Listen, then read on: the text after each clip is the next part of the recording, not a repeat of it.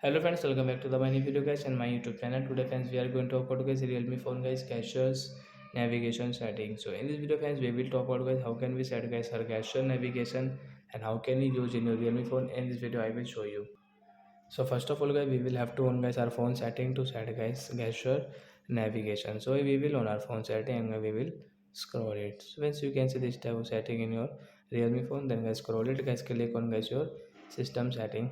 So if first of all guys you can see your system navigation, guys tap here, and guys you want to set your gesture navigation, guys you can set from here.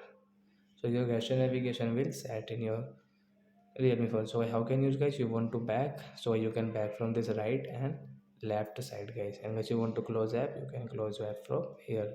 So like that guys, you can set your gesture navigation and guys you can use in your Realme phone. So that's it guys. Thanks for watching the video. We will meet the next video with new topic.